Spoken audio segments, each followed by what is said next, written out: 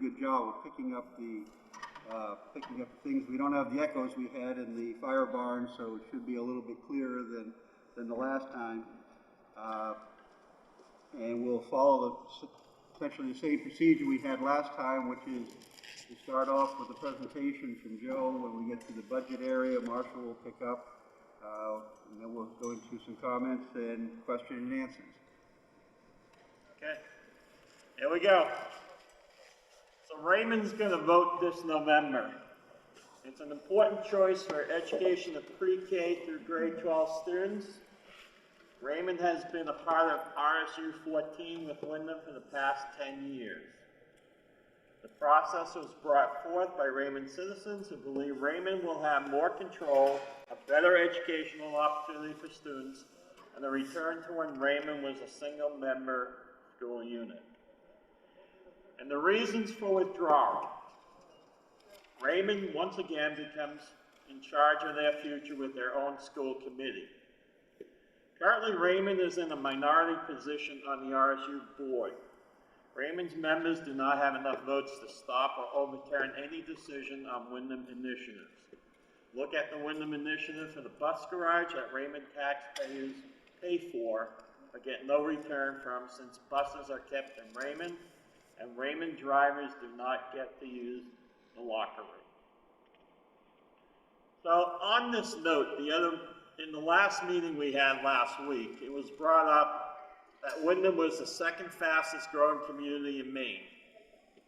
After the 2020 census, if you go back to the original RSU formation, in there's a clause that you will look at population and make sure that you stay with the constitutional one person, one vote mandate. So if Wyndham grows a lot faster than Raymond, it is possible for Raymond to lose a seat on the school committee. Wyndham needs middle school space for students, yet they refuse to use space available in Raymond, choosing to lease portables instead at a cost to taxpayers. All this demonstrates that we are a one-way RSU and not taking a holistic approach to utilizing available space. Withdrawal will protect Raymond schools when budgets get challenging and consolidation is proposed. We function very well as a standalone unit in the past. Raymond will maintain school choice and still have a contract with Wyndham so students can continue to attend school there. The Budget Committee of Withdrawal process believes Raymond can have pre-K while reducing costs. How did we get here? Wyndham wanted to build a new middle school and not send students to Raymond during small middle school. Raymond taxpayers were going to have to pay for the middle school. The RSU board was looking to close down Jordan Small Middle School as an option. An agreement was reached between Raymond Select Board and the RSU. Raymond would pay a lesser percentage of total costs, since our total students as a percentage was less than what we were paying in cost. At the time, it was a 55-45 split between Wyndham and Raymond. In the first withdrawal proposal, we were able to negotiate it down to where Raymond now pays 36% of the costs. Yet we only have 18% of the students in the entire RSU.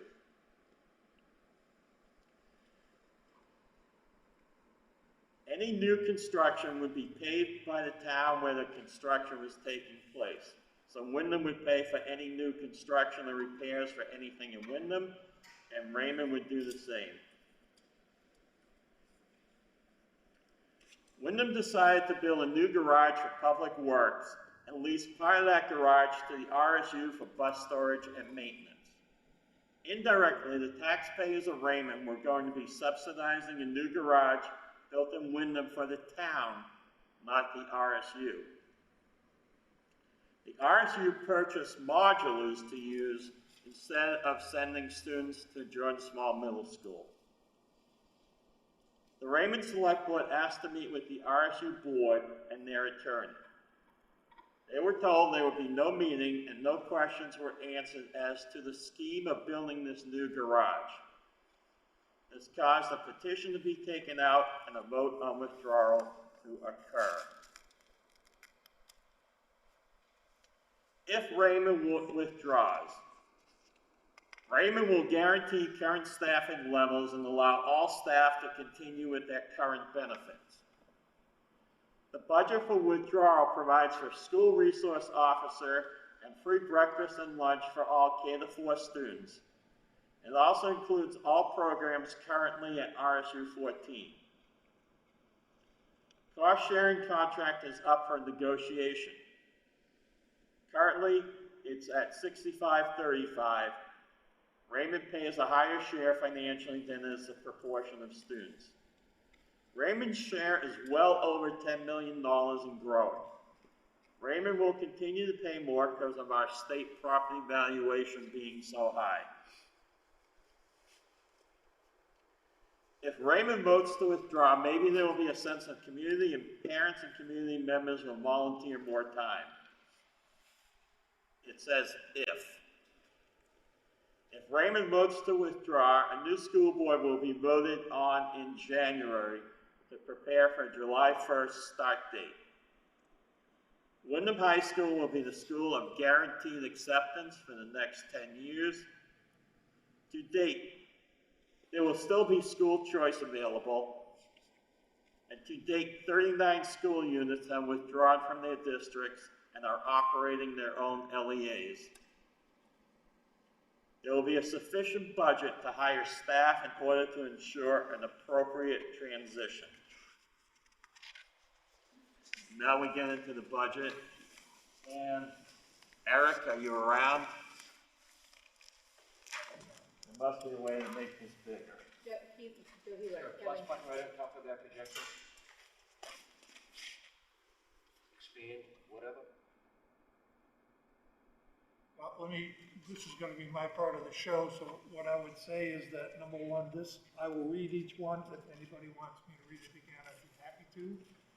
The second thing is that this is on the website. It can be viewed there on, Personnel Committee, I think is the website. And if you have any questions beyond that, I'd be happy to answer them. My name is Marshall Bullock, and my email address is on the town website. So with that, going forward, this is version 4 of the budget. I'm gonna try to keep it under 9, Jenny. This is, the facts on this budget have been taken from the version 9 budget, which was approved by the RSU 14 board in April of 2020. We have made adjustments as we go along, and I'll try to highlight those if I can. The secondary costs, secondary is grades 9 through 12, including special education, have been adjusted to the estimated state tuition rate. School choice will remain in effect, and the differential in the tuition rate to Wyndham and the tuition rate to other schools averages about $10,000 additional to the town of Raymond per year. There's been $140,000 added to the budget for a school resource officer, SRO. We feel that that's an important thing for the board to consider when they do their budgeting in January. We have made arrangements to put that money in the budget. We've also added $200,000 for school nutrition. That includes free breakfast for pre-K to 4. Now, if you're watching this budget flow from meeting to meeting to meeting, you'll see that that's an increase of $20,000. We also brought in pre-K. It's not fair to do only K4, which was the original intent. The budgets as submitted by the Raymond administration remain in full effect. I did not go inside any one of those budgets. Whatever they chose to put in there flowed right into ours. I did make an adjustment by bringing it up 3.5% to account for the change in fiscal year from 2021 to 21-22. Raymond Elementary does show a small decrease. I took out the SRO because it comes in here earlier, and I took out some maintenance costs that I was told will be completed in FY 2021, so they would not flow to the next budget. Subtractions have been made from the RSU 14V9 maintenance and facilities account to eliminate recurring costs to be expended in FY 2021. Additions to staff have been partially carried from pre-withdrawal expenses and increased in the budget to reflect those positions that may be hired after July 1st. I cannot read and fog up at the same time. What I mean here is that if this goes forward, there will be, the first responsibility will be to elect a new school board. And that school board will need to elect or hire a superintendent. This falls under the category of pre-withdrawal. That needs to happen before July 1st when this budget takes effect. There will be 3 hirings, I believe. There should be 3 hirings. A superintendent, a special ed director, and a business manager. All those should be hired within the first 2 or 3 months so that the ball gets rolling. The school board we assumed 5 seats with appropriate stipends and insurances. Some school boards have 9, some have 3. Most of Raymond's boards, with the exception of budget and finance, has 5. So that's why we chose 5. Pre-K assumes 20 students, 5 of which are, and I use a term here, identified. Those are the 5 students may need additional help. And 3 staff. There's been quite a bit of discussion about this. 16 full-time for 10 a.m. and 10 p.m. with 3 staff on each agenda. Whatever the school board decides to do is fine. The option is there. There will be no longer any shared employees. I understand there are 2 shared employees. Additions to the staff budgets have been made to accommodate those shared employees that may wish to come full-time in Raymond. If they choose not to do that, then the money is there to fund a full-time position. Additions have been made to student populations in secondary up 26 and K4 up 20. Based on that, the RSU 14 population numbers of 9, 1, 20 are reflected in these costs. I started the analysis on this budget back up almost a year ago. I was given bits and pieces of information as it came along and as I asked for it. And one of the pieces was the student count, which was the 1920 student population. I understand that's grown quite a bit. We've also confirmed that the staffing requirement at RES and Jordan Small is enough to accommodate these increases in staff. I think we hired a 3rd-grade teacher this year. The other thing I've added to the budget is long-term debt. I like, as a previous banker, I like to break that out because it does have implications as far as possible refinancing or dividing payments and so forth. So you'll see that as it goes on.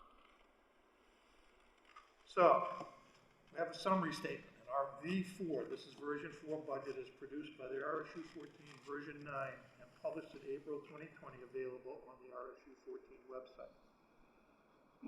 I understand that there is another budget floating around, a 59-page budget. I am not aware officially of that budget, and I'm not sure where you can find that. Maybe somebody else can help us with that. Since there have been increases in student population, it is no longer valid to assume a 4.7 increase to the 11.2 million in the RSU budget that we anticipated for 21-22. We currently are at 10.77 million. We added 4.7, which is their 6-year aggregate per year increase. It got to 11.235 million, I believe. I don't think that's valid anymore because of increase in population, student population.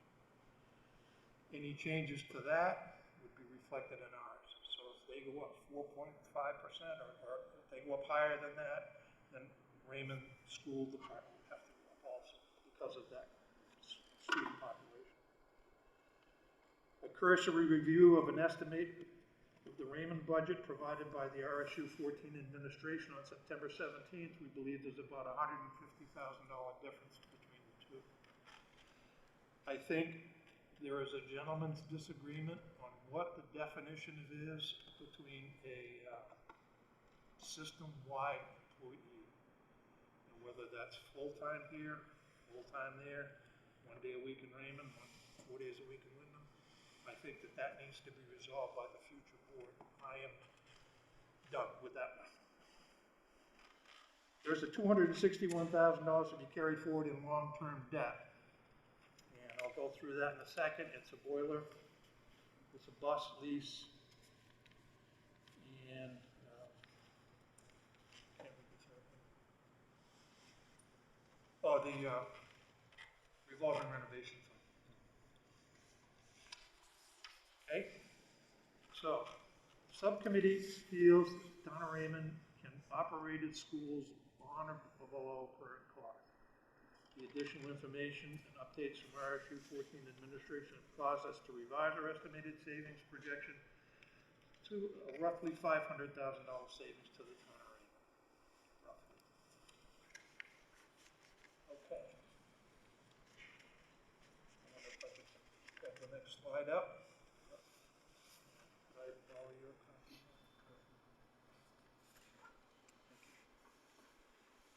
And I realize that this is going to be very difficult to read.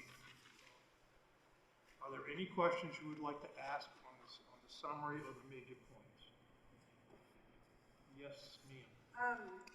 Thank you. It's clear that you have been listening to feedback and drawing on that as we go along in these informational meetings, so I just wanted to thank you for that. Okay, thank you. Did, one of the questions asked at the last informational meeting with regard to necessary funding if COVID is still happening, which it likely sounds like it might be next year, was that taken into account in this updated budget? Frankly, there is no way that we can anticipate what COVID is going to do. RSU 14 may have a better handle on that, but for my purposes, I can't factor it in. 200,000. Well, that's another. I want to get into that for a minute. Okay. But as far as what the schools will do and what they perform, that's such an immediate situation right now. It's incredible. Every school is now reporting. So I'm not sure how we would ever address that in a budget that's looking forward almost a year. Okay? Okay. Anything else on the, Grace? See you again. Can you repeat, I know you said you're done with it, but I didn't hear what it is you're done with. Something about 1 day a week, 4 days a week, I could not hear that. I think, as I said, I think there's a gentleman's disagreement on what constitutes a system-wide employee.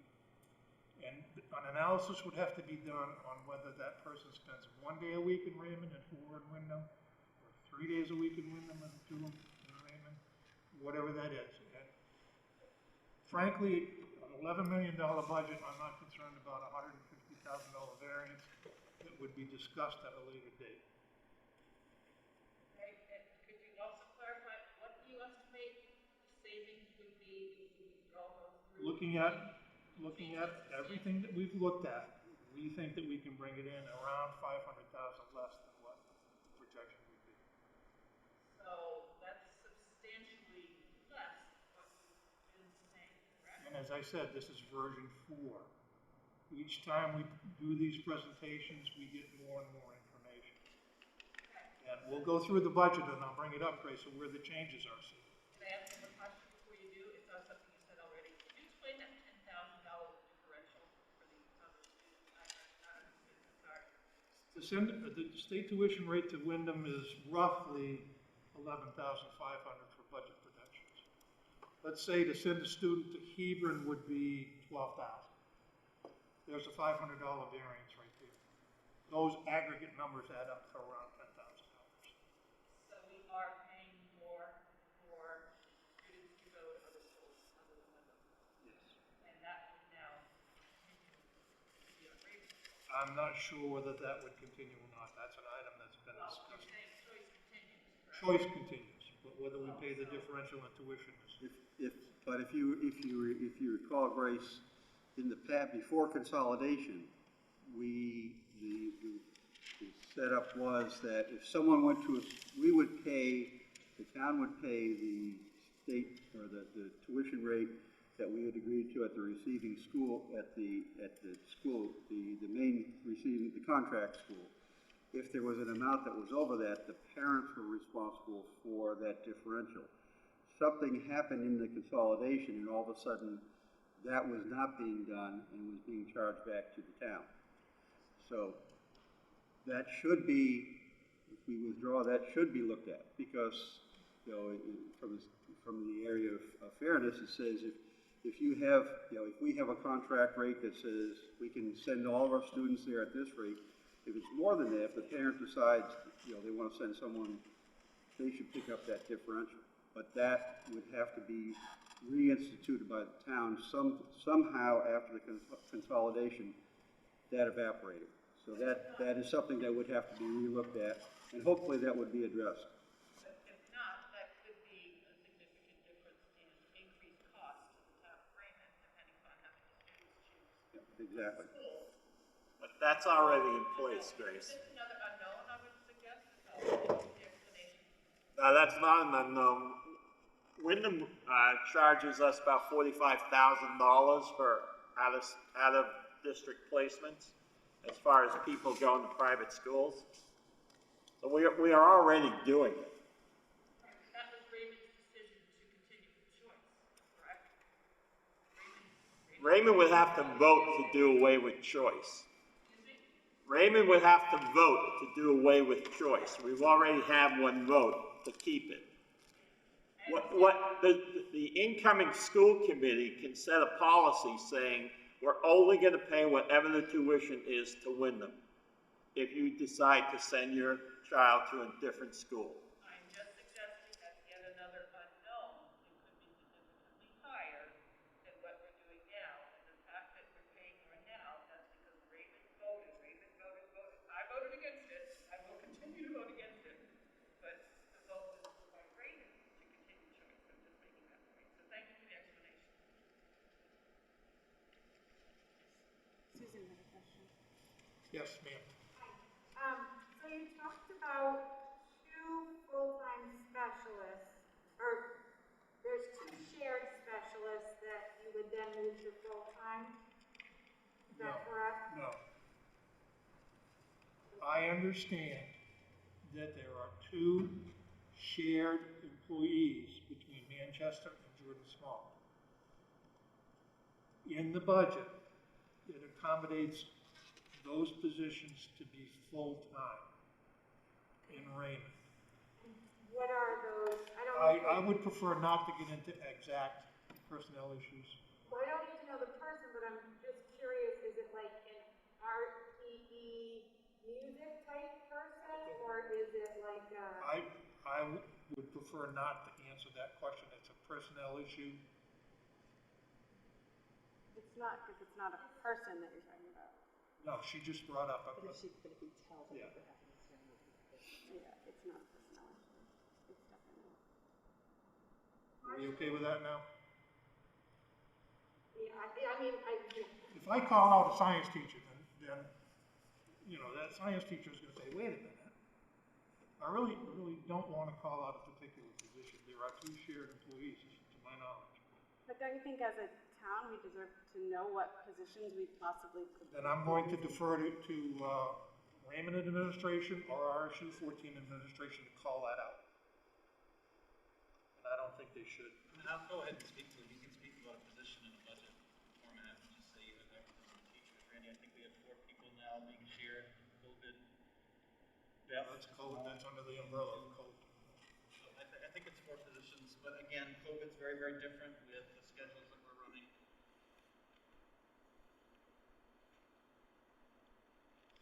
Yes, sir. Do you feel comfortable in saying what position the 2 We're not talking about a specific person, we're talking about a position. That position is unique enough to identify that person.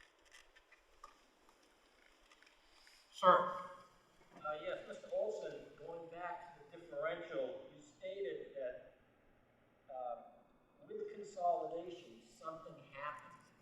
Now, Mr. Bruno, you negotiated that contract. What happened? When that contract was written,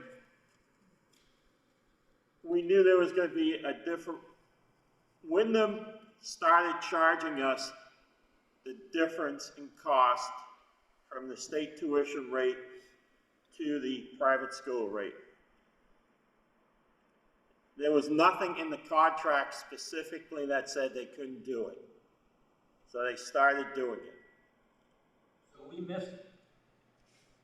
Yeah, if you want to say I missed it, No, great, I go said- ahead and say I missed it. Excuse me, Mr. Bruno, I said we missed it. Well, yeah, Can I just speak to this, because it's actually was, I believe, a change in state statute for those particular things. So I think we can get that information back to this committee. I don't think it was something the RC did purposely. I think it was a change in statute and how things are handled. now that statute was always in place. It was Raymond policy not to move, to pay that difference. It was up to the parents to pay it. The statute said that private schools can add on a special fee to the tuition rate. Raymond always said it was up to the parents to pay that fee. So then, as selectmen, you did not do that? You did not follow through with your word to bill the parents that were now costing taxpayers because they chose? It had nothing to do with the Raymond Select Board. That was up to the school committee. You shouldn't have charged the parents if that was the agreement. Why did that not happen? That was the school committee. That policy came forth from the school committee, not the select board. I don't think that's what you just said. You said the understanding was the difference was going to be paid by the parent. Right. It was their choice. Right. So you did not then follow through with the contract. Of the agreement, excuse me. I think we can all agree that somehow between the consolidation, that it got lost. I do remember having a meeting with an attorney at one of our select board meetings that became that we did talk about this to see what could possibly be done. And I'm gonna be honest, I can't even remember what happened with that conversation, but I guess we can all agree to say that somehow it got lost somehow, by either us, by either the school, but like Grace says, it's an unknown cost, so we can all agree to that. Yes, sir. And a follow-up to that, Mrs. Sadak, you were also on the consolidation It was. committee with Mr. Bruno. Yep. And we negotiated that 55-45 split at the time. Then we went to a first withdrawal and said 6 or 7 months afterwards that we then renegotiated to a 65-35. But again, during that period of time, I believe both you and Mr. Bruno were on the select board. So did we kind of fall asleep at the wheel for 6 months regarding the fact that the 5-year sunset for the 55-45 had expired for 6 months and the select board did nothing about it? And then we started the first withdrawal act. Possibly. Is that something else we missed? Possibly. Student population also dropped.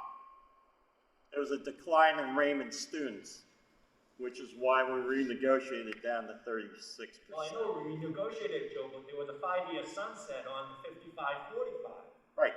So 6 months went by, and then we started a withdrawal number 1 process, and during that process we said, oh, well, we leveraged the RSU into a 65-35, where in fact, we fell asleep at the wheel for 6 months as the select board, who are the tax assessors for the town of Raymond, to have said, we already hit the 5-year sunset and we didn't do anything about it. If you read the withdrawal agreement, it was up to the school board, the school, our members on the school committee to bring up the renegotiation, and they never did. Yet you as a selectman who was responsible for the tax assessments in this town fell asleep at the wheel on that? I don't think the withdrawal committee is the one who renegotiated it. But it's in the agreement that that funding formula is looked at every 3 to 5 years. And that was not done by our members of the school committee. So you're blaming. I'm not blaming anyone. I'm saying it wasn't done. Correct, that's correct. So that's another big miss, isn't it? And again, we're human, we do make errors. Well, human, one thing, Mrs. Sadak, but we're talking about One Raymond and acting as a community as a whole and trying to save money through efficiencies. And it sounds like the historical record on this isn't good. It's not just human. It seems like management failures. I look at it from both sides, I guess, as our representatives to be checking into that, and us as select boards. I will take my shoulder of the blame of that too, Mr. Levitt. I don't pick them. Yeah, sorry. I don't know who's in charge. Diana? Yes, sir.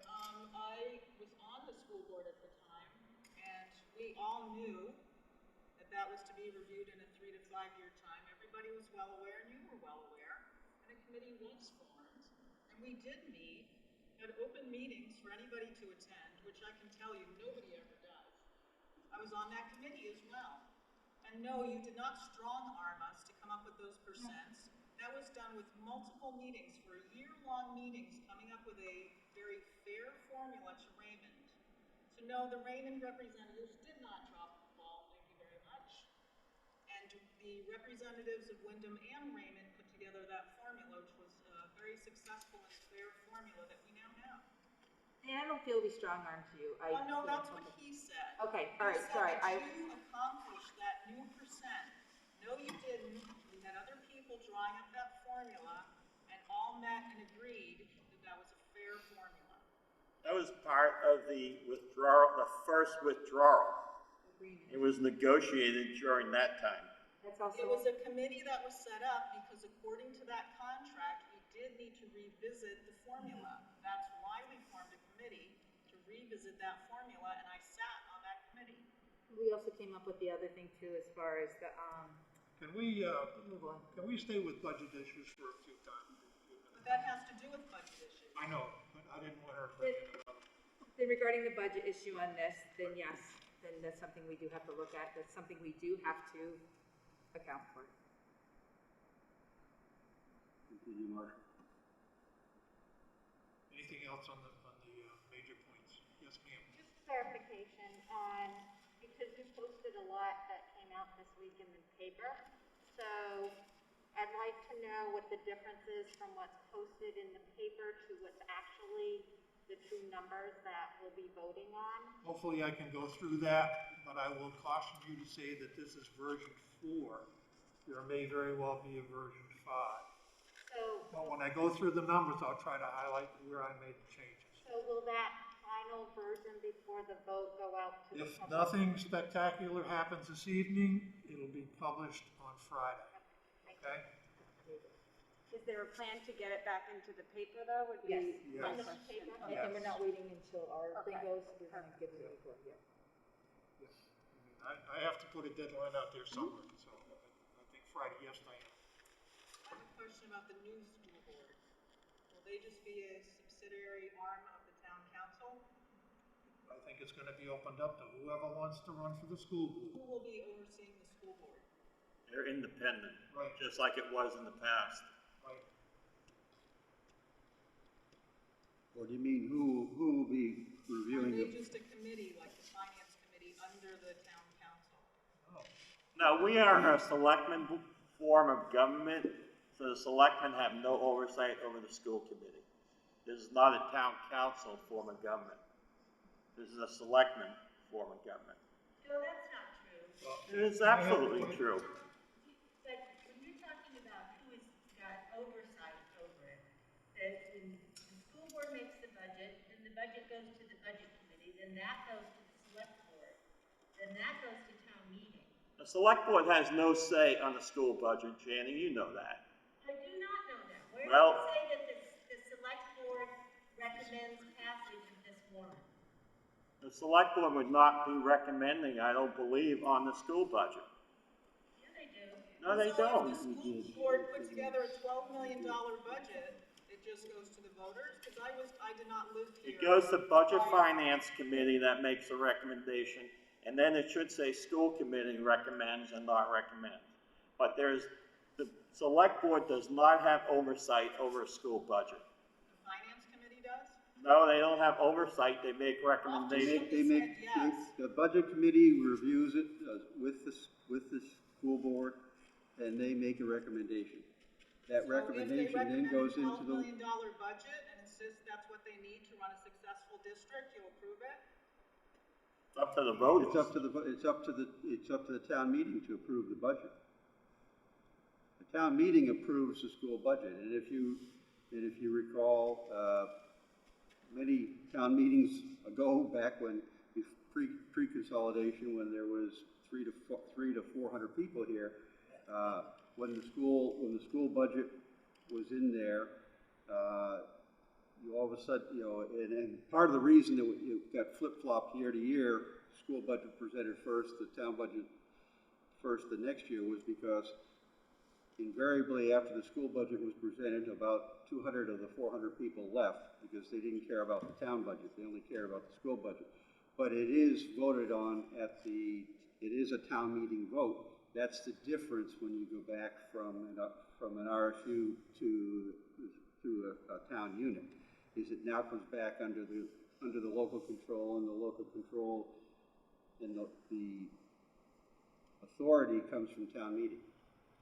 I didn't live here prior to that, so I didn't know how that worked. It was back when this place was packed and the bleachers were out and those were full too. Had to have it on a Saturday because there's so many people. Yes, sir.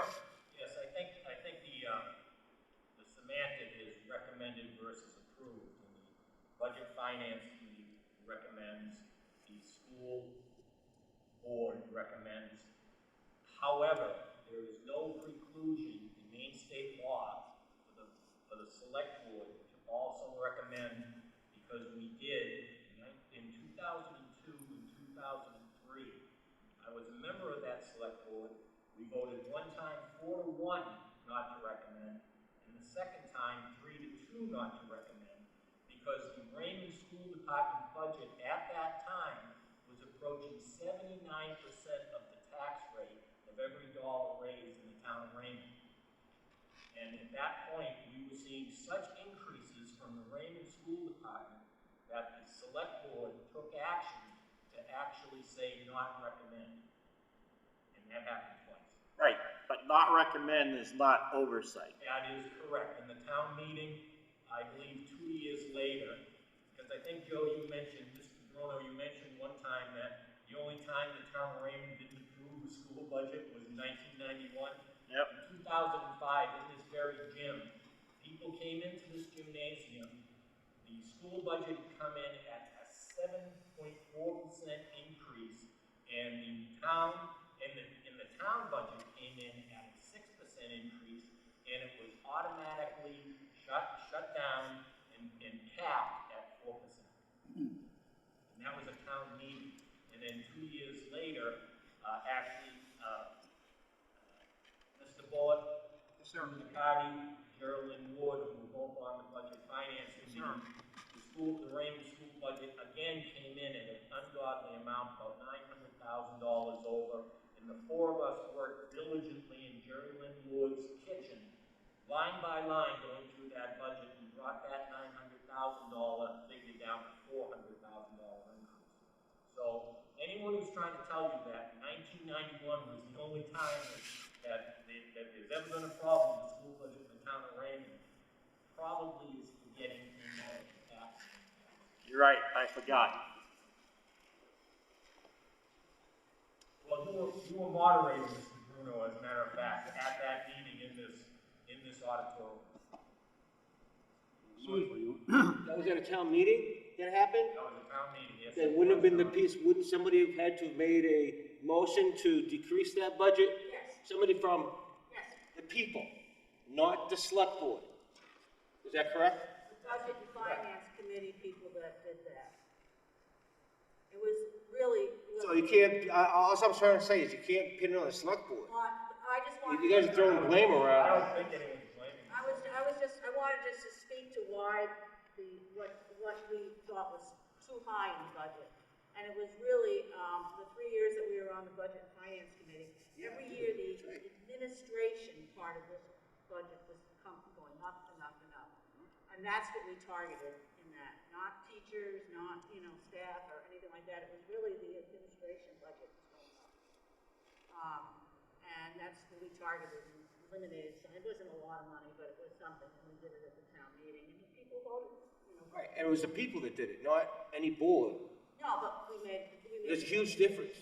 Yeah, the Budget and Finance Committee. But it was the administration that was growing and growing and, which we just couldn't understand really why that was happening. It wasn't like teacher salaries were going up and up, and it wasn't that at all, but, that's what we did then.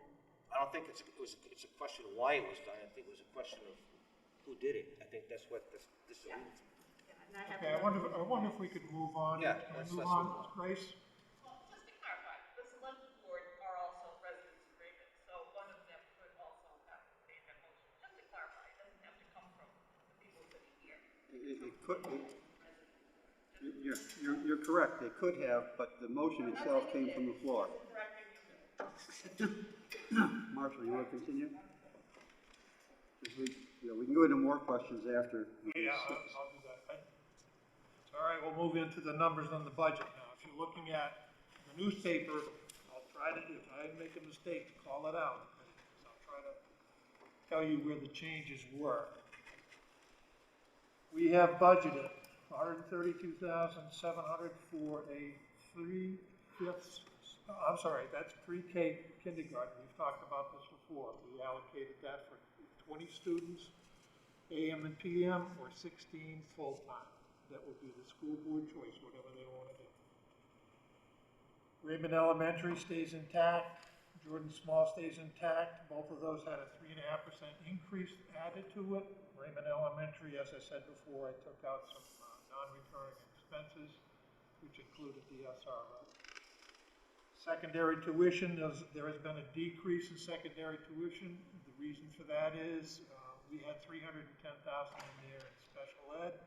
I pulled that out of secondary and put it correctly in special ed. Co-curricular is $22,000. That's basically stipends for school-related activities, not athletic. Math club, Spanish club, whatever it might be. Securities, I took it out of RES, but I put it back in 140,000. That's the offset there. 140,000 is a quote we have from Kevin Joyce, Sheriff of Cumberland County, which has jurisdiction over this area.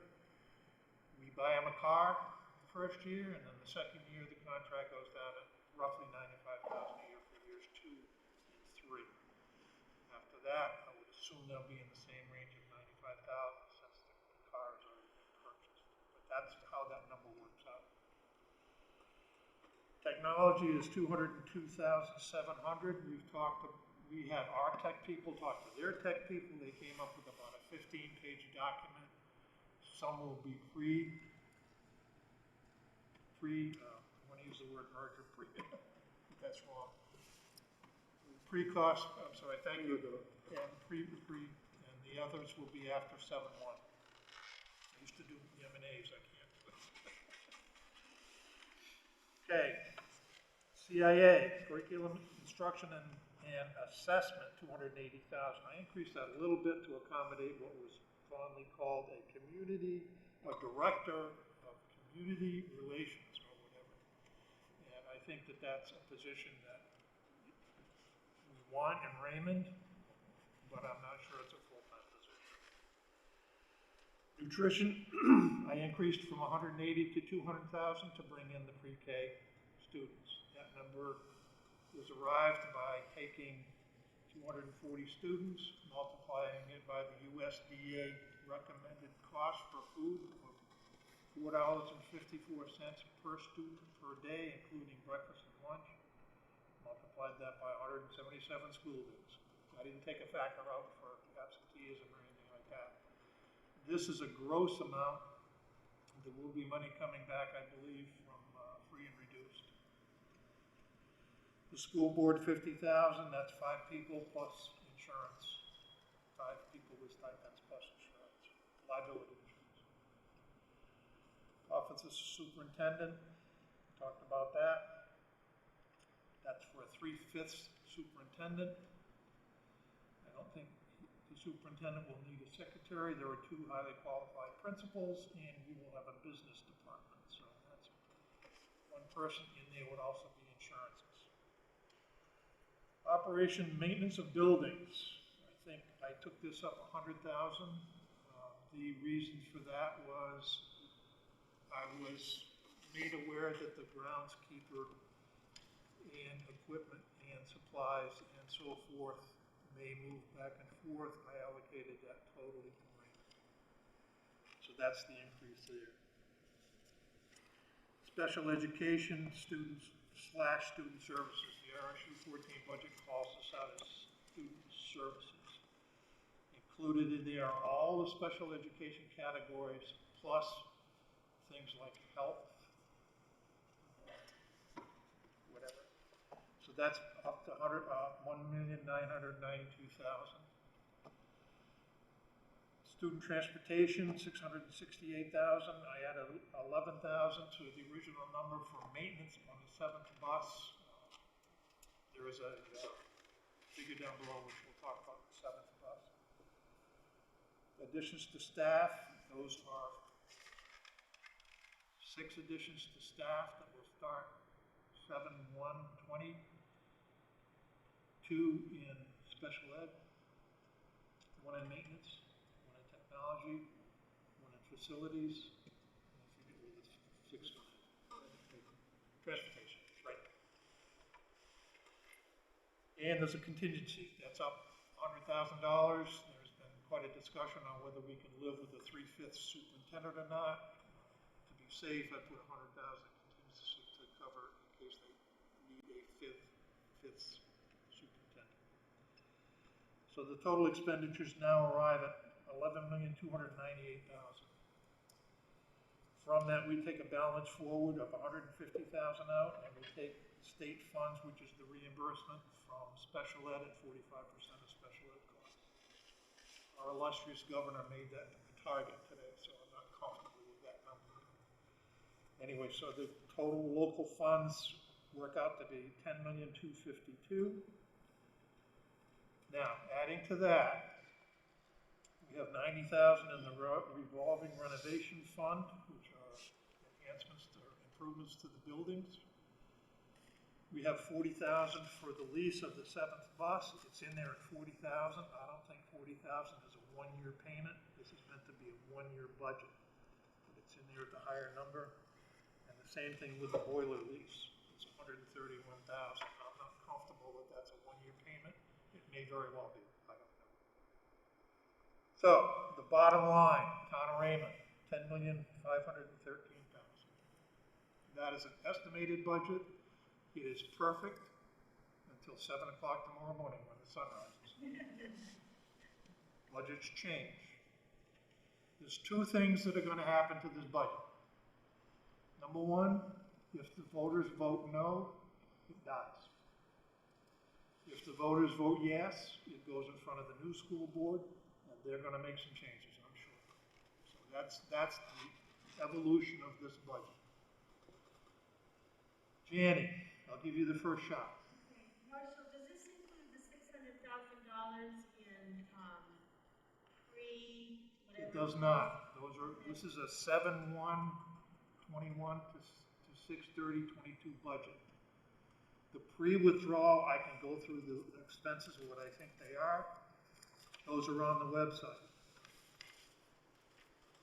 Would you like to do that? Well, it's $600,000, right? Yeah, it's estimated to be 600,000. So, I guess that. And Grace brought up the question last time around. I'd be happy to go through it if you wish. It's on the website. No, I'm not. Let me just run through it real quickly. Sure, go ahead. Okay, liability insurance consultant, so forth and so on, $5,000. Incorporation documents, property transfers, bus titles, et cetera, all that legal mumbo jumbo, 85,000. Dan's not here, is he? I'm sorry. 85,000. We will need technology, equipment, and software in place on July 1. So that's 105,000. A lot of that includes grading attendant software, office systems, personnel. I'm not sure we can use our in-house Trio system for this. I think it has to be a separate system. Versatrans is another software package that I brought into transportation. I don't think you could live without that now.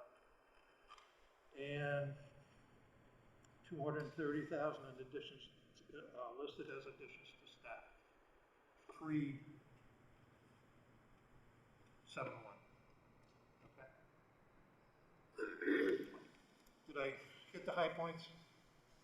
You did, but did you consider also for, you have free and reduced, which is, or free breakfast and lunch, which is wonderful, but the impact, because we won't receive the free and reduced forms from families, and that may impact our Title I services? You know, when I was doing this budget, I felt strongly that it was none of my business what happens inside the four corners of that building. For me to answer that question in my own mind, I would have to do that.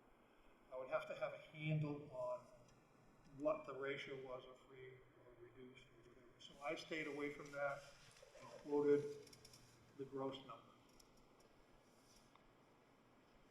There will be reductions in that, I'm sure. I mean, Randy runs a fine job, and Chris is doing a fine job, and it's none of my business what they do inside that building. Yeah, I think what Beth is getting at is Title I is somewhat driven by free and reduced numbers, and if there's no incentive for people to apply for free and reduced because they're gonna get free. Right. Which makes sense. I mean, I don't wanna do paperwork if I don't have to, so, how will that potentially affect Title I funding if it looks like we have 5% free and reduced when in reality, you know, it's all I federal. understand fully. Yeah. And that's why it made a gross budget. If it doesn't happen, it doesn't happen. And again, I'm familiar with it. It used to be a yellow form. I'm familiar with that. I don't know whether you want to go through the exercise or not. Title I, the school, the new school board may ask you to do that. Go ahead. The Office of Food and Nutrition has a special category for schools that try to use what we call option 2. And the folks up there figured that all out with the Title I office. Actually, Chris has listed in the withdrawal agreement that Raymond will continue to receive for year 1 its share of those titles. And I don't remember, Randy, the specifics of how that is calculated, but there is a system to accommodate that under option 2 in the food and nutrition regulation. Can I just speak to that? It's considered to be a one-year hold harmless. Prior to consolidation, Raymond Elementary actually received very little in Title I funds, being a minimum receiver, so it was a one-year projection mark. You're absolutely right, I think it's around 11% negotiated in, but after that year, any Title I funds would go back to the RSU and would just return to whatever it was prior to consolidation.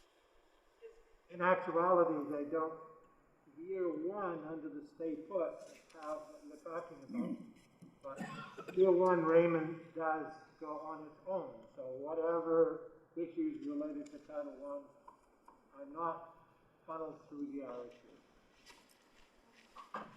Yes, ma'am. So a lot of our ed techs are funded through Title I. So I'm really concerned about year 2, 3, and so on. Where is the funding gonna come to support the current staffing that we have now? Okay, I'm going to throw that right back to the Raymond administration's budget, which if they have it in there, it's in here. Again, I did not go inside the four walls of that building. Okay, but it's current currently being supported because of the Title I funds that we're receiving. So if that goes away, It would have to become local funds Yeah. in order to support the educational support personnel that are now covered under Title I. And I'm not so sure. that would increase the budget It would have to increase the budget. from that. But I mean, you know, you get, right now, I mean, you still have to account for those costs. You know, right now, they're in the budget, it's just an income side. You know, so, you know, essentially what's gonna happen is you may not have that same income, but you still have that in there. So if that need is there, the school board is gonna continue to have that. It's just now, you know, if you're not getting it, if you're not getting that income side, then yes, you're gonna have to fund, you know, it's gonna have to be funded there. But I mean, if the need is there, you know, and you have elected a good school board, then they're gonna keep it in there. Any idea what the Title I income was last year? Not in dollars, but since I partly opened this can before, so we currently have a lot more local funding for the intervention ed techs that you're referring to than we have Title I money. I'm not sure exactly what the percentage is, because that's not really, you know, it's sorted out at the district office, but I So can't think. so the shift would be more local funding and less Title I. Potentially. But it's not like those ed techs are all paid for by Title I. It's a portion of it. Grace, you're up. What Jamie brought up, the 600,000 Right. pre-withdrawal costs, Right. who pays that and when? If the vote goes forward and the withdrawal is approved, then that would be a problem for the select. And so the taxpayers would be paying that cost. That kind of offsets the 500,000 savings. I know it's a one-time thing, I realize, but We could. that's kind of like the savings. Is how I'm thinking. Yeah, and again, that would be first year cost, that's I something. understand, but And, still, you know, it's, and the question is, you know, I mean, that's something that the select board would, you know, would have to tackle, how we're gonna fund that, you know, how it would be funded, and, you know, how we do that, and, you know, there's a number of different scenarios that can be looked at there to minimize what the, you know, that, you know, where that is, but yeah, I mean, but those are costs that would have to occur prior to the budget, which is why they don't show up in the budget, because the budget starts July 1, and those costs would have to be in a prior year's budget. I guess that's the first time it even occurred to me. I'm glad to hear this nice thing as well, because I think that could have been perhaps part of the education and the Eagle people. Making it clear it's the one-time cost, I realize, but that's a lot of money. Thank you for clarifying that. Sir. Yes, Mr. Bullock, sticking to the income side, what impact, because we've heard at these meetings that, and we all know Raymond is a property-rich town from valuation, what impact, if we go standalone, are we going to see in a revenue stream from the state based on the present formula? The short answer to that is zero. Zero impact. So right now, with the RSU, where evaluation is figured separately and then calculated back in to the RSU's revenue from the state? To come in it from another direction, the state puts out a document called ED 279, which lists what each town will get. We had a separate ED 279 run for the town of Raymond. It showed zero state funds. Oh, zero state, okay, I thought you were saying a differential of zero. With the exception of special ed. That's in a different bucket. So, just to clarify from my own knowledge, presently with the RSU, we do receive some kind of benefit in overall revenue stream from the state as an RSU? I would assume that they do, yes. What that is, I don't know. I did not look at the revenue side. We want to know that? I don't have an exact figure, but my recollection is that what comes to, what flows back to Raymond through the state subsidy is only around 200,000. There's a minimum 5% GPA allowance, and that's what Raymond, I think Raymond might be 6%. So then. Am I right on that, Chris? I'm gonna stay out of the finance numbers. What I'll tell you is right now in the RSU, Wyndham and Raymond are considered differently based on town valuation within that formula. But as part of the RSU, Wyndham, on the Wyndham side, as costs go up, state revenue comes in on the Raymond side because they've not met their minimum expectation under EPS, then it tends to go up where it's more is expected out of the Raymond taxpayer. However, as you work as an RSU, benefits that go to one side often trickle over into the other side of the house as far as not having to raise costs because you're able to then take that subsidy and spread it across. And so, let's clarify, standalone, youth standalone, except for special ed, that goes to zero. That's the anticipation.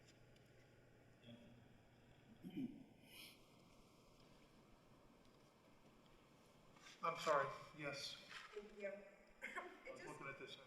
It strikes me that this is a solution looking for a problem. As we've heard over the last several meetings, some of the reasons you've given for looking to withdraw is money. We now know that the town likely won't be saving any when you add in the transition costs. And this is only looking at the first year. I'd be really curious to look at, I know this is not your purview, but a 3-year or a 5-year or a 10-year when there's serious building things that need to be replaced. A whole class of computers needs to be replaced. Some special ed students come into the school and those can't be absorbed by a larger district, which is one of the benefits right now. You said we can give Raymond students additional educational opportunities, and I keep hearing that you haven't gone into the schools, and I wish there had been that opportunity, and that wasn't just this meeting, so the last meeting when we asked if you had met with teachers, and the answer was no. And we know because we have a list of 20 current and former educators and school board members who oppose this, and they're the ones on the front line, as do many parents. So those who are in it right now recognize that the RSU brings us greater opportunities than we would have as a standalone district. You say that right now the Raymond school board members are in a minority position, yet if you ask any single one of these, as we have at almost every meeting, they will say that that is not the case. They have an equal voice. There's never once when there's been once, as I've heard, like a cohort of Raymond people voting one way and a cohort of Wyndham people voting another way. I think it's reflective in the words you're using, how you keep saying Wyndham did this, Wyndham did this. It's the RSU 14, it's not Wyndham. And I have to go back once again to this sense of community that keeps being referenced. When you go into the schools and you are involved, it is just a tremendous sense of community. And I wish COVID wasn't happening and you could get in there and see what we are all living and experiencing every day, because you would see that this is a waste of all of our time, our energy, our taxpayers' money. And I'm just incredibly frustrated that in the middle of a pandemic, our poor teachers are here. Instead of getting a good night's sleep, the parents are here instead of getting a good night's sleep, and that we're dealing with this once again when 71% of Raymond voters opposed it just 5 years ago. And so I guess that's my rant. Sorry, if you hear my anger, it's just exhaustion, it's not at you. But I guess my question is, if this fails again, do we have to go through this again in the next 3 years, or 5 years, or whatever? You can't compare 5 years ago to now. They're two different proposals. The committee that was doing the withdrawal 5 years ago negotiated the cost sharing formula and all the other benefits. We also voted to stop. Right, and we said, we recommended not passing it at the time. So it's different now. What was that? We didn't get into the budget because we stopped before you did. No, we had a budget at that time also. It has been as part. Okay, fine. Right, Katie's got the floor. Wait a minute. Sorry. If, But there was an estimate that would raise taxes by 25% at that time, which the committee. That's not no, true no. either. You know, Put a mailer out that all of your names are on, so The problem with that is budget work was started on that when it was determined that it was gonna be the budget, that the committee was gonna recommend. No, the budget work stopped. So the budget was never fully developed. So that 25% was using and looking at prior standalone budgets and doing some escalating and saying, in the worst case, here's where you are. A budget was never fully developed for that. So to use that as an example is just totally wrong, because you're talking about a rough cut, first pass, back of the envelope, worst case scenario versus looking at things and developing a budget. So that 25% is a number that has no meaning because it was an undeveloped, it was an undeveloped thing. So, Just so you all felt comfortable using it then, and I guess that's not really my point either. My point is, well, I don't even know what my point is. I just frustrated and tired that we're doing this again. And I would also say that virtually all of the reasons that you've given to be doing this at this point have in these informational meetings have come out not even to be real. I think it's also And I just need to go to the schools. That budget wasn't realistic to use when it was showing an increase. However, we've been using the budget that Marshall put together and put it in the paper when it clearly took 4 or 5, it feels like 40 meetings of this to realize that that budget wasn't realistic. So it's a little bit of a double standard to say that you stopped the process because that wasn't realistic, because we stopped the process because it came to an agreement. Budget. If someone was to say to you, what's it going to cost to do this? Before you've even looked at anything, you're going to say, well, based on this, and if we escalate that up, that would be here. But the process was never finished. So you cannot say that that was a valid budget because it was not a valid budget. But this budget was valid enough to print in the paper? It was valid because that was what we had in the first informational meeting. So that's what, things that go into the paper, you have a queue to get those in there. We're getting it, information came in the meetings, we adjusted for that because people gave some input. We got some information from the school that was not initially given to us. So yes, it was valid to go in there because that was valid at the time that it went in there. And what will go into the final version is what the final version is. This is another part of the problem though, is this process is that, and I understand that things change and COVID probably was, you didn't know where it was going, but it feels like all of a sudden these were coming up as informational meetings.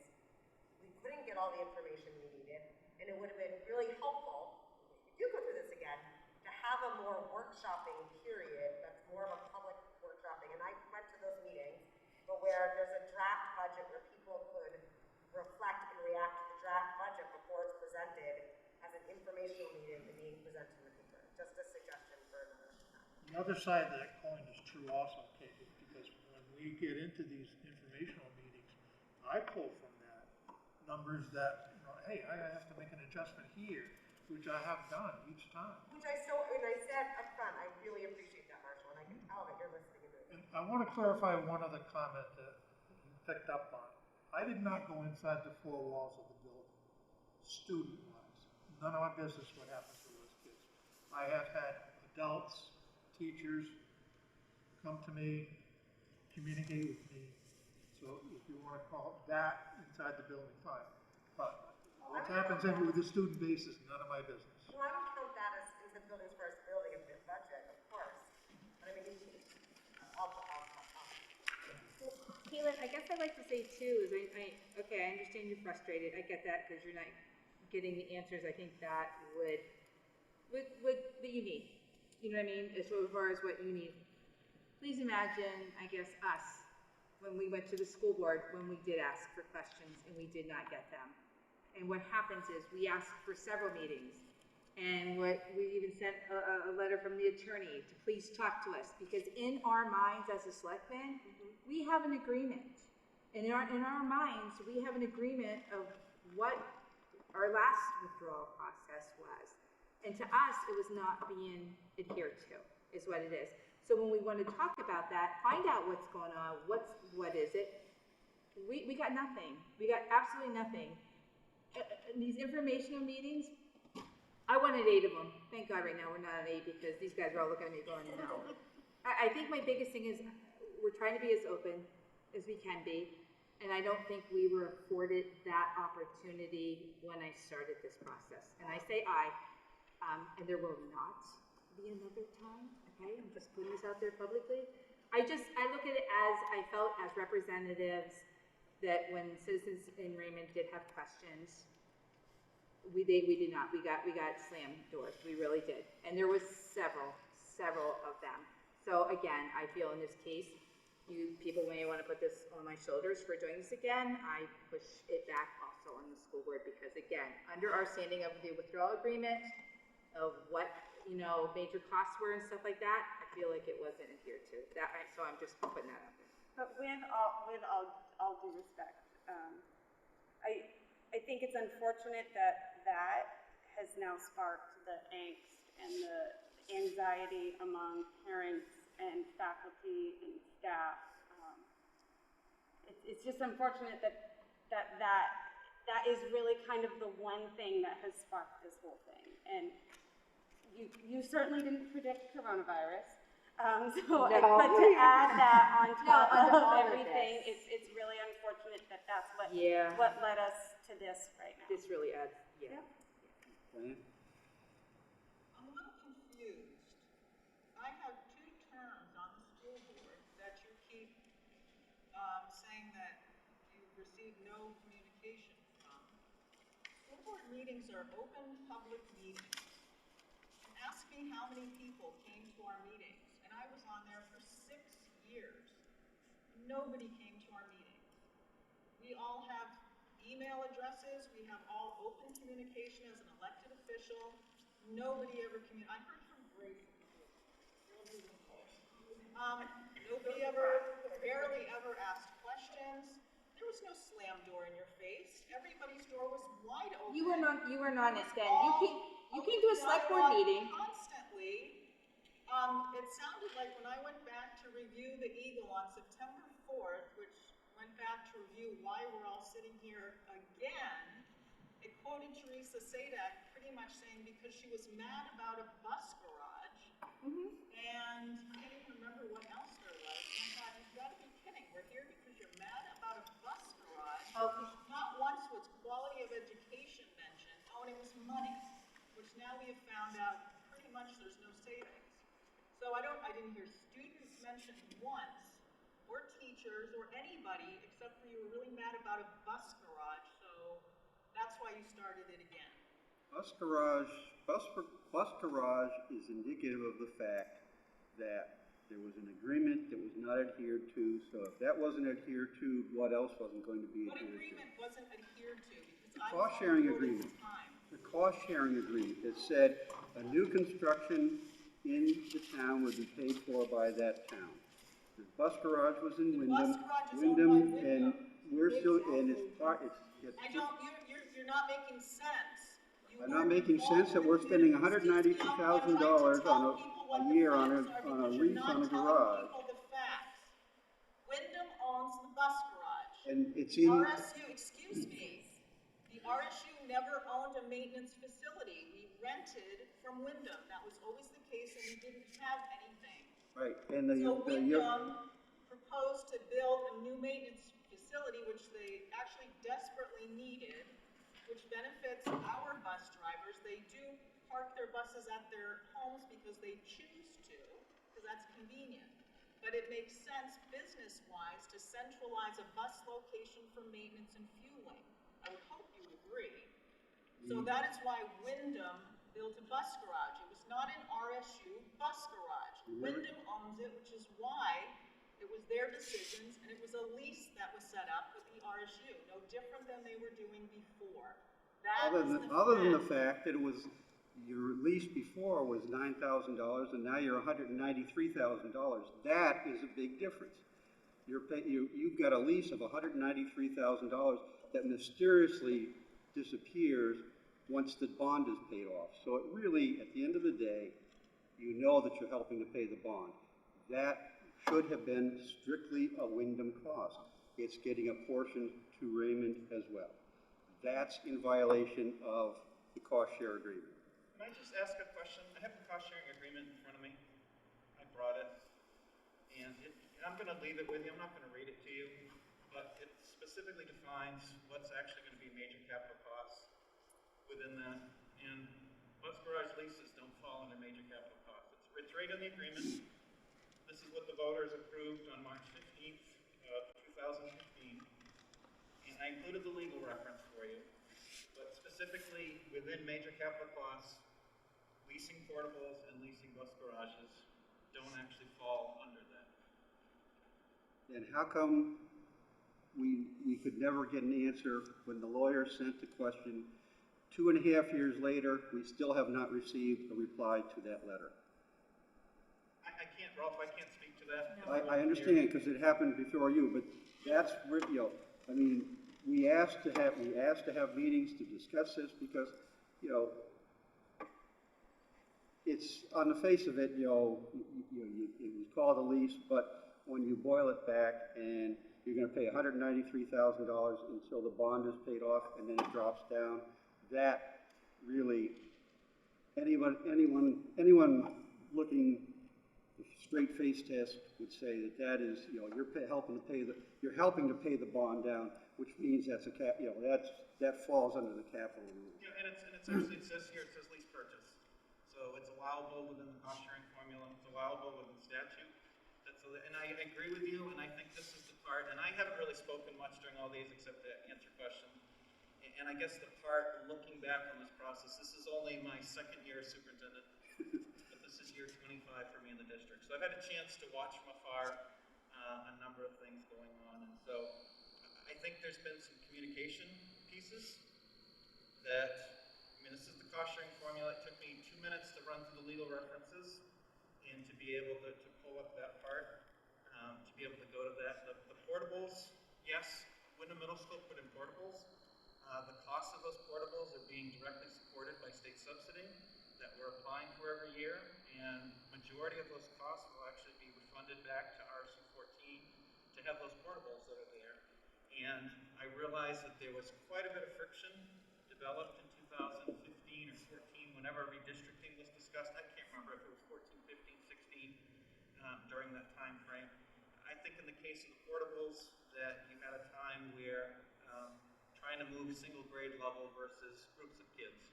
And if you look at single grade level, 6th graders across our district, they don't all live in one neighborhood.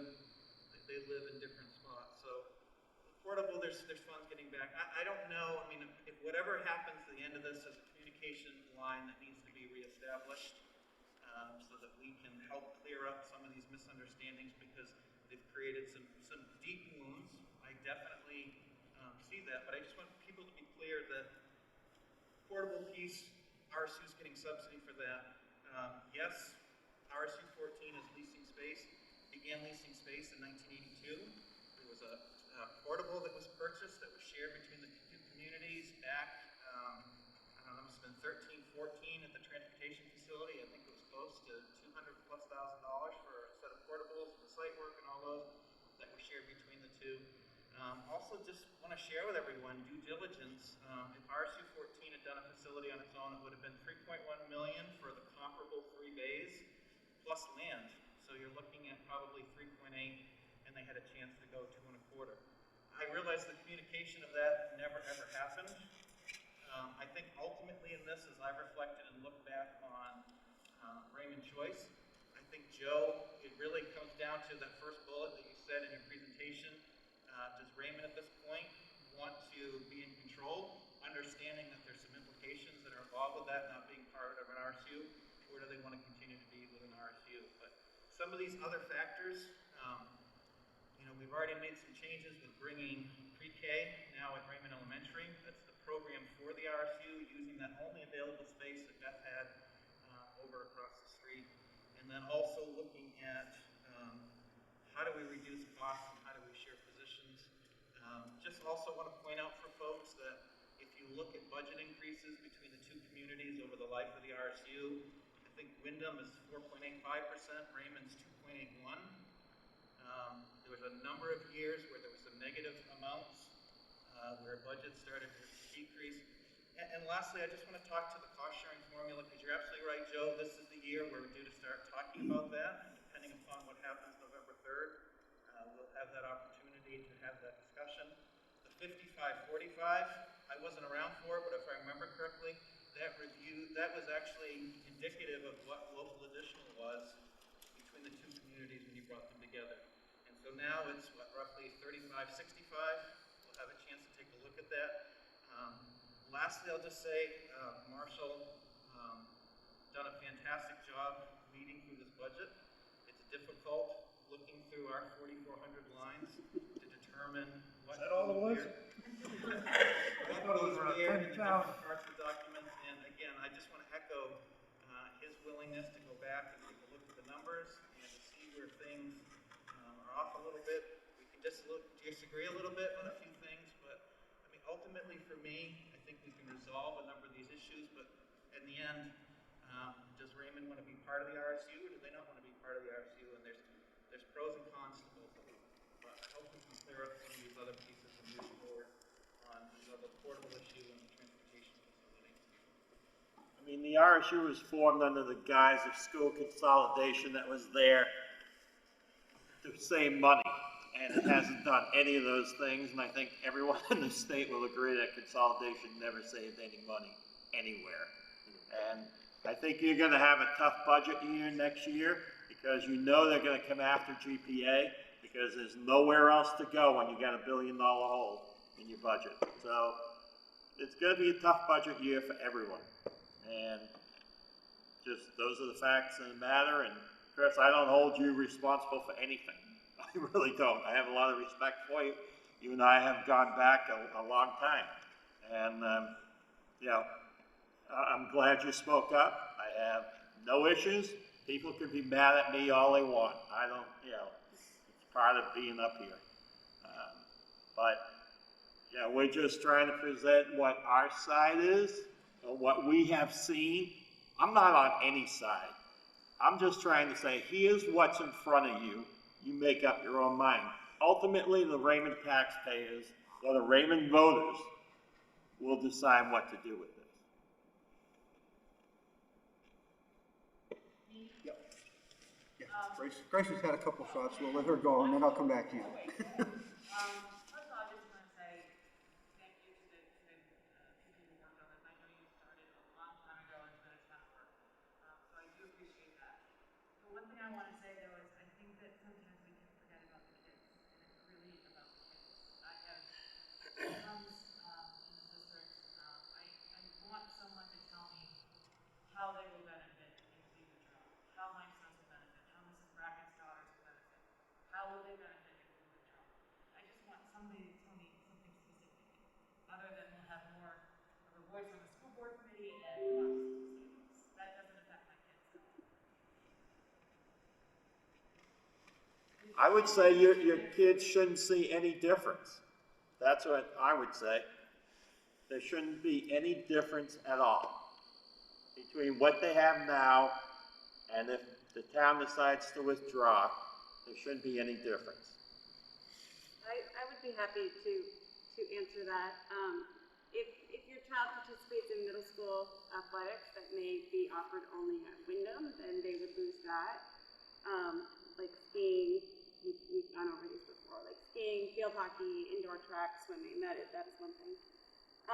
We also have a quote from Mrs. Esty, who is a teacher here, which I'd be happy to read. It says, consolidation has brought together the best of the best staff and students living in the Raymond-Wyndham area. Working together has offered many opportunities that separately would be difficult and costly to offer. So here's the part that may affect your children.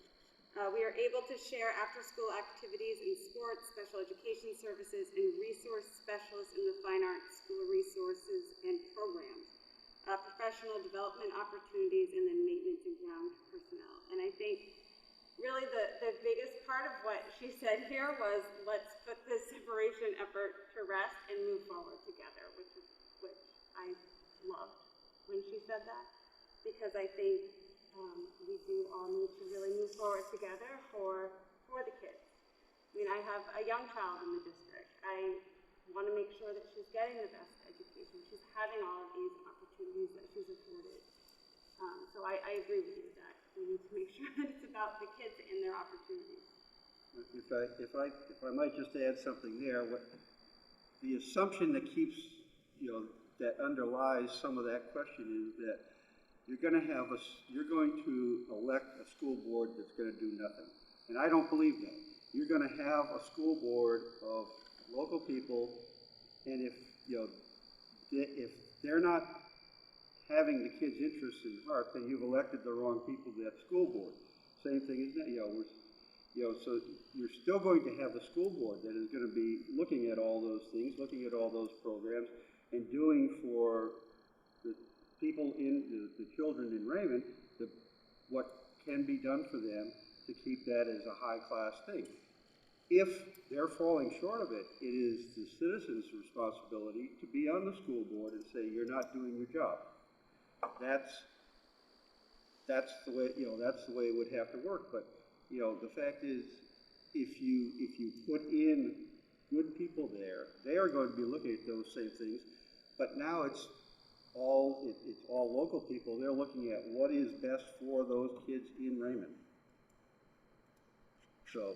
I would argue that the entire school board does look at what is best for everyone in Raymond. We just happen to also look at what's best for everyone in Raymond and Wyndham. So our Wyndham school board members actually very much do care about the students in Raymond. So just Grace, and I'll come back to you, Sue. Again, I'm just gonna speak first. I've got a long list still, Ralph, so. Sue? I think for the most part, school boards are always, usually, I don't recall any school board here that was not supportive of education and the kids. I don't think that's the issue. They are supportive, but I think what will happen in Raymond, and it happened before, is that every year, because we're so small, our cost per student was one of the highest in the state because of our size. We're up around 5%.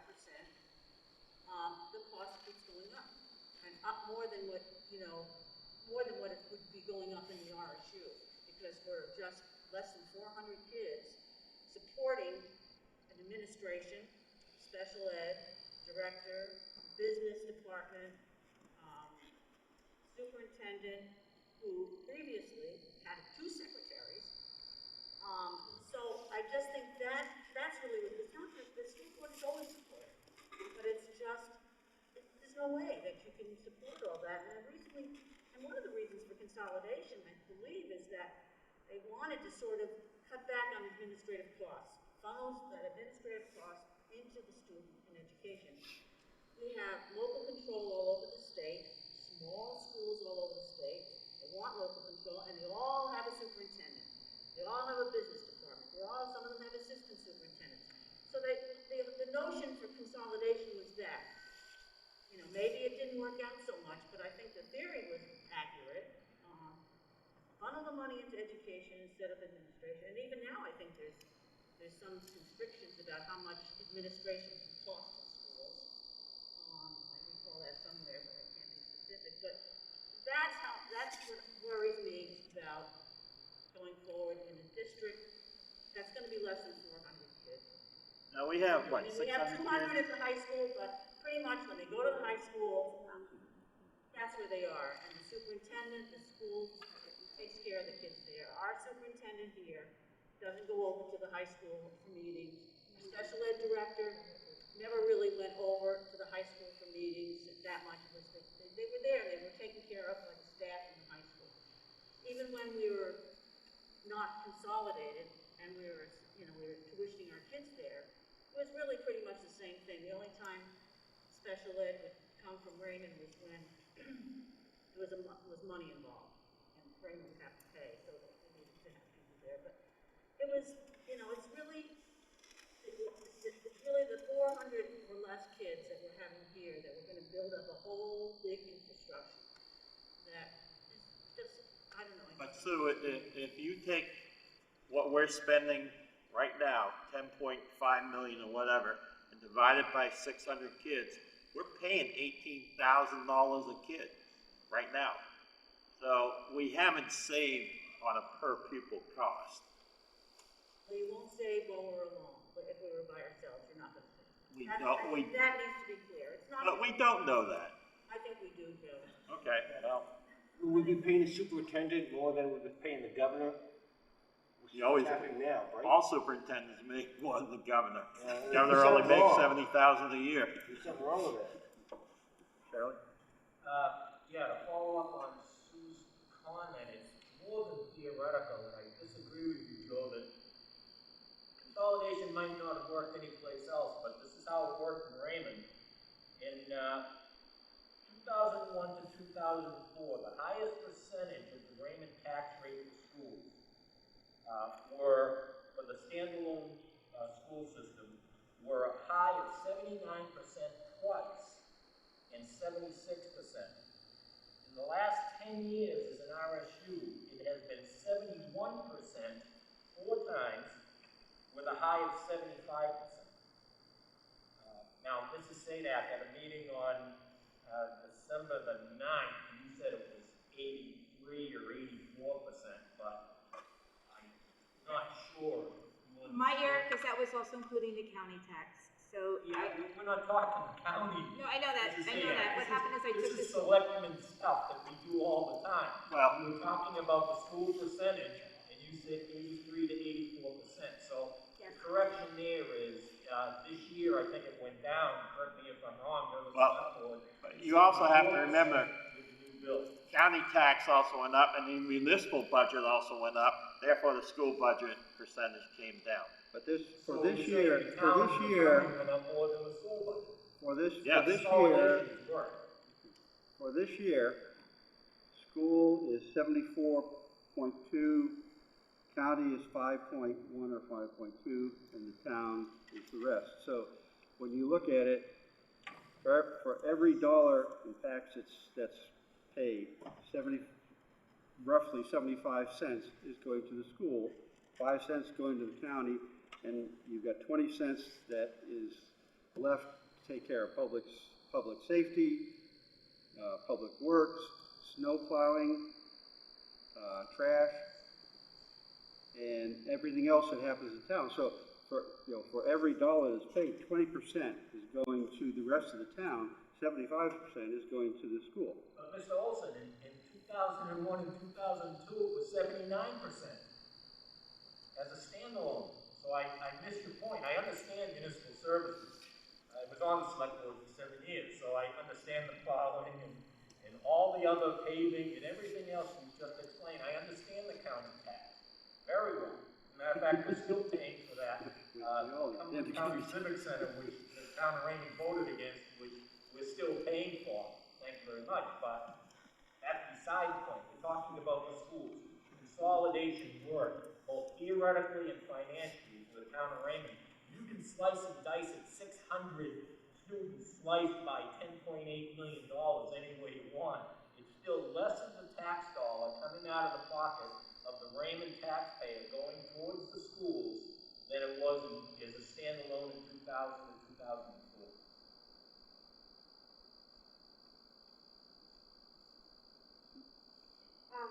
Yeah, so getting back to the kids, currently we have some really amazing specialist teachers, art, music, the programs are outstanding. And we've been able to attract the people who are on these programs because they're now able to be full-time. Under the proposed budget, and I don't know if you can answer this or not, would they still be able to be employed full-time if we separate?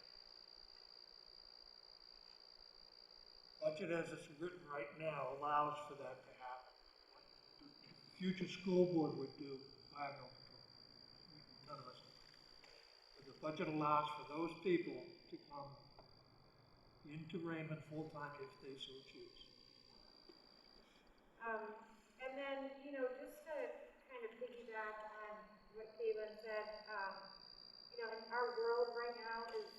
giant question mark. And this is just one more giant question mark on top of it. And it is really stressful for the parents, for the teachers, for the students, and I feel like it's an unnecessary, one more unnecessary stressor on top of so many others. And where I'm not hearing a lot about how the students are going to benefit, that's why I'm voting no. Great. You ready for the list? Sure.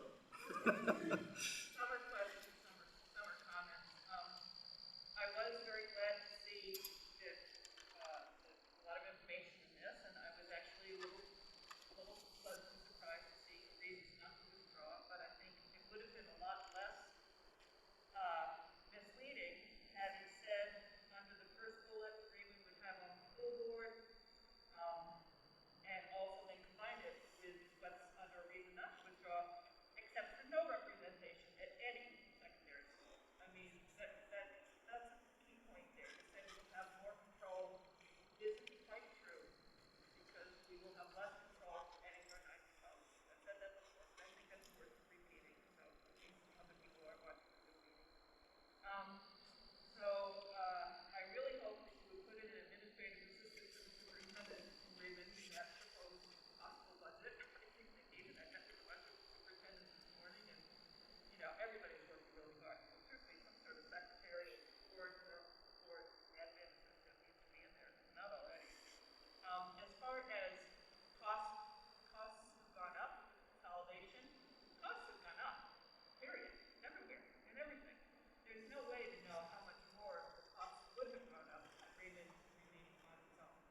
And needs for students have increased so much. Just look at the number of students that need special services, special ed, 504 plans, social workers, all sorts of community supports that are not in our communities. And so our schools are providing them. Think about the numbers of students that don't have adequate food, and the schools are doing everything now. And so the sports costs have gone up. And they would have gone up in Raymond as well. And probably a heck of a lot more. But I'm saying probably. I realize, but I don't know, because it didn't happen. So much of what's being portrayed as fact is just not fact. It's conjecture. It's guesses. It is opinion. Saying in the beginning there, Mr. Bruno, I'm home. No, I'm not home. No, you know me. Saying we have more control, I think, is a fallacy. We have more control in one respect and a lot less in another.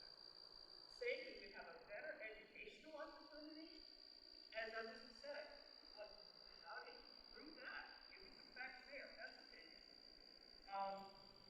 As far as it's possible to lose a seat in the RSU board, anything's possible. Right now, everything's possible. So, it's just not fact. It is fact.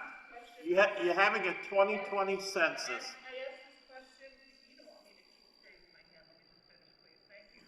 I asked this question, I think this is last week, the technology, would be, some of it would be on the town side now, and I was asking how much is that increase in the school budget, because some of the technology will be in the school budget, but some will not. So I think there's another little, they're minor comparisons, but they're already looked at, so, but still, some consideration. The town recently added a rec director position. That's great, but was that in anticipation of assuming they would now do a lot of the after-school kinds of things? And that's a cost to the town that you're saying is not in the school budget. So there's another sort of a. I'm sorry, I could not hear that. Could you? The rec director that the select board just. The rec director is hired on staff now, yes.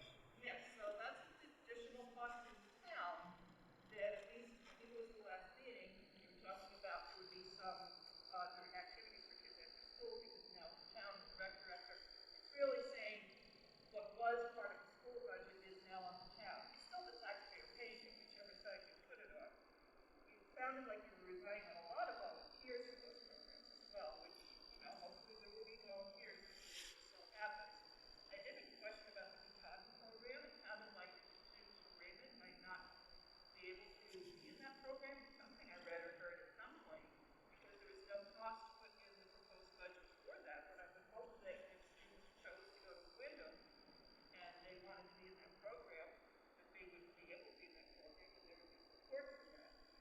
there are two major contracts that will have to be negotiated immediately with a brand new school board. There are, I'm sure, attorney's fees that will be some cost there as well as that, not to mention the uncertainty for all that staff, both the professional certified staff as well as the support staff contract. Those are, that's your whole staff, and those both expire in the summer. And so that school board better be an awfully good school board that knows what they're doing, because otherwise those people are going to be left hanging, and I'm sure that that's a major concern right now as well. So there's another anticipated cost perhaps isn't reflected in that. The conviction that maybe there'll be a greater sense of community. For a year that there is a sense of community. So, almost done, listening. I just wanted to say, and I think a couple of people are sure this as well, you cannot believe how incredibly stressful everything is right now for anyone in our public schools. Of course it's stressful for the kids. Of course it's stressful for the parents. But every single educator in this state right now is working harder than they ever have in their entire lives. And I witness it every single day. From 6 in the morning when the emails start coming in until 11 o'clock at night, and finally gets to the last one if I'm caught up that day.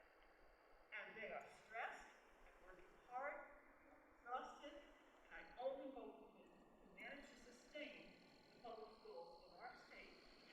Adding this uncertainty with all the uncertainty they are already dealing with, adding this uncertainty now is just adding it more. So the faculty, the staff that I've spoken with in the last few weeks, when I said, you know, are people even aware that this is going on? And they were like, you're kidding. Really? This is still going to be up for a vote? They couldn't believe it. So again, I'm just thinking this is just the wrong way to go at this time. I think it's the wrong way to go ever. I think the fact that we did this RSU has really benefited the students in Raymond. And I hope that we do the right thing and vote it down again. And I hope that, Teresa, I hope you're good to your word and not coming back at us again in 2 years. You have a lot of people hearing it, but I heard a lot of other people elected to office today that had said, oh, we won't be doing this in 2 years, and now they're doing it. So, you know, I'll take it with a grain of salt. Oops, I forgot one thing on my list. I had another question for a certified library music specialist. I didn't see that in the budget. I think we need that in the race budget as well. I'm just really worried that what got published, that was a 2-page spread that probably most people in the town did stop and look at, is now hopefully going to be corrected in a big kind of headline from the front page of the next Raymond Eagle so people see it. People get their absentee ballots in a couple weeks, and if they're voted without accurate information, that's not right. Thank you. I'm done. Maybe I'm done. I'll try to be done. Other questions? Not so much a question as a comment. So I've been principal here for 14 years, which means I do remember sitting in here July, third time to get the budget passed, 2000 and whatever it was.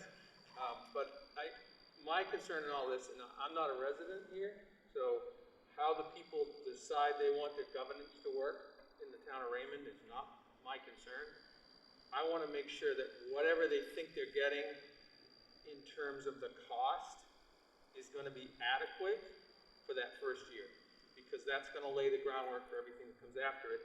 And I agree with Mr. Bruno, it's going to be a tough couple of budget years when the dust settles with everything that's been going on. So if folks are looking at what they saw in the paper and thinking, oh, we're going to save X, when we all know now that it's not going to be X, it's going to be Y, and there's some other things that might need to be tweaked. Marshall and I have had lots of conversations and emails about positions and how to find things in the budget. In the old Raymond budget, most of the things lived in the school. But now when you have some of the things that we benefit from in the school coming through the CIA, Curriculum Instruction and Assessment, and some coming from tech that used to live in the school budget, it's really hard to desegregate all those pieces. And I know he's worked hard at that, and I've tried to be as helpful as I could. I mean, I was emailing him about, oh my God, maybe you need another bus.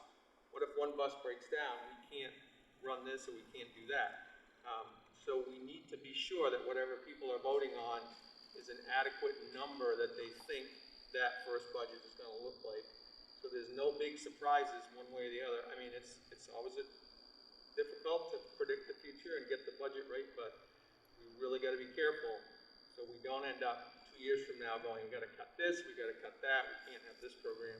And that's my concern for the students is that, you know, Joe said, we want it to be as good, if not better, I think, if I'm paraphrasing correctly.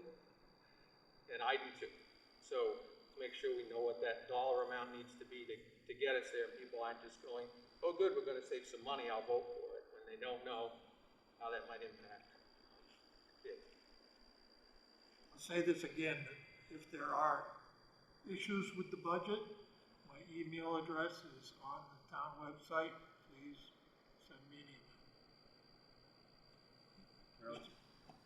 This is a question and a comment. In a recent withdrawal committee meeting, actually October 28, 2019, in response to a parent, Mr. Bruno, you said, do you not trust? These are elected officials. Do you not trust their decision making?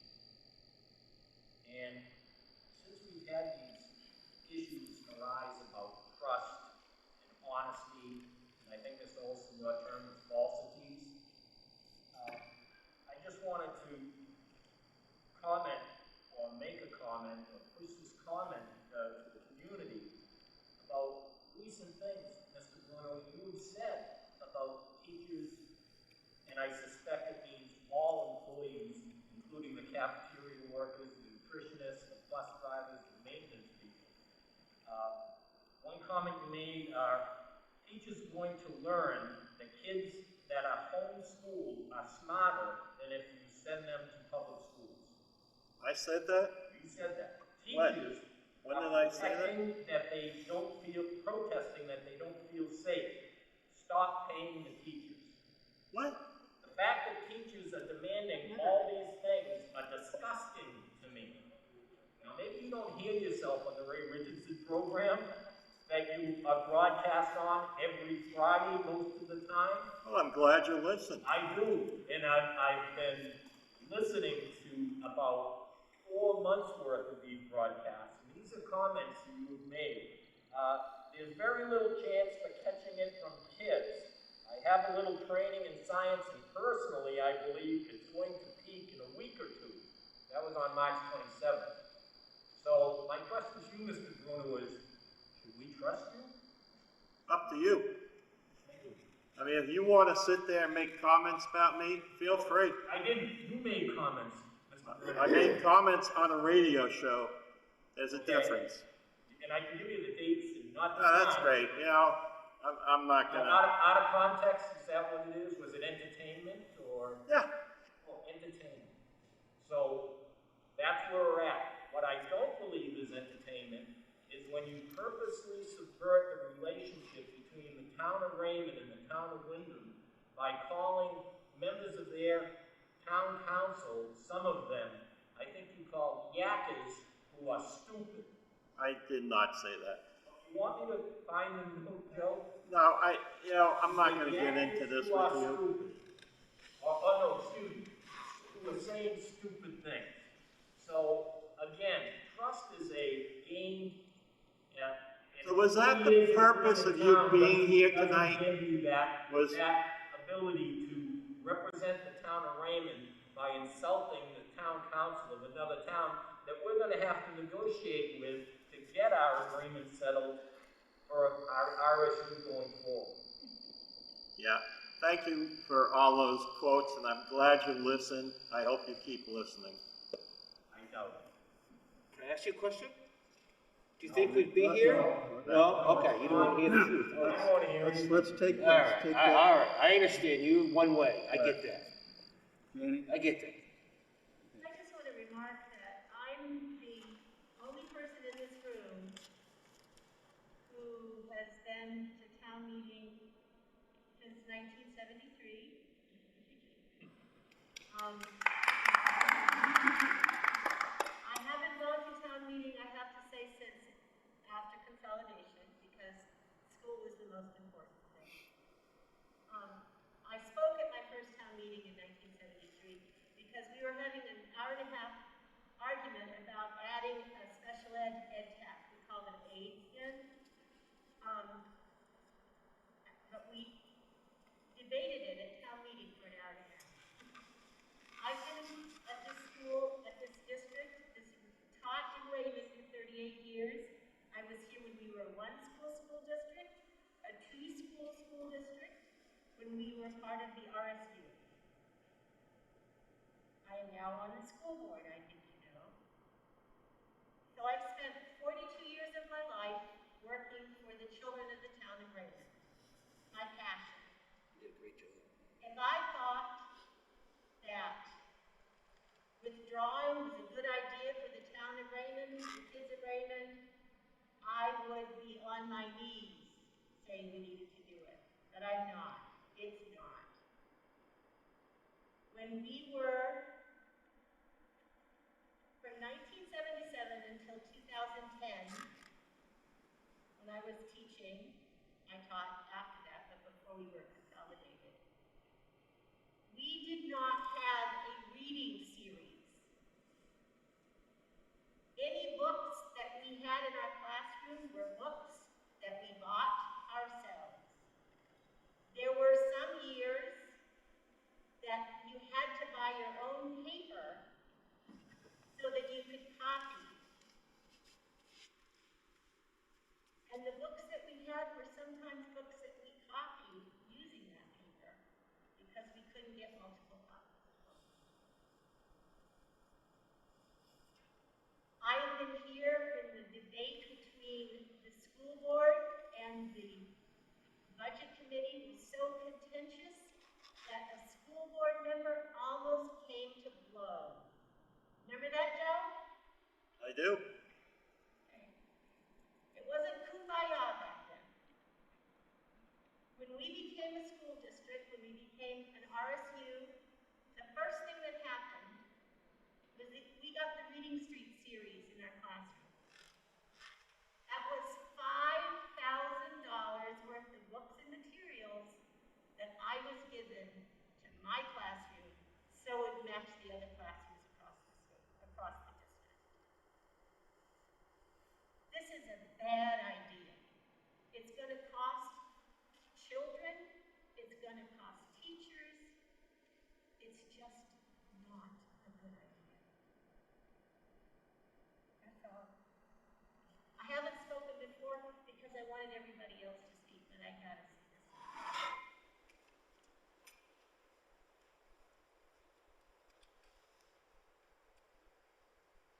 The next, excuse me, next meeting will be on Zoom, and that is on Monday, the 28th at 6 o'clock. Can I get clarification on something? There's two people in here that I can't recognize, the gentleman in the red and, yes.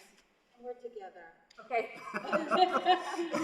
We're relatively new residents to the town of Raymond, and I really wanted to come tonight to hear what the issues are before having to vote on it. And I will tell you, this was a very enlightening meeting, and I'm a former teacher. And your name? So it matters to me. The education of Raymond children matter to me. And your name is? Lynn Erkinen. How do you spell that? Good luck with that. E-R-K-K-I-N-E-N. Yeah, I really goofed that one up. Yep. I'm drawing her out. Right. And there's one behind. I'm Mary Ann, and I'm here with Charlie. Okay. I was just asked to grab everybody's name. Sorry. Thank you. Okay. Thank you all, and as I say, Have a good evening, sir. You wanted something?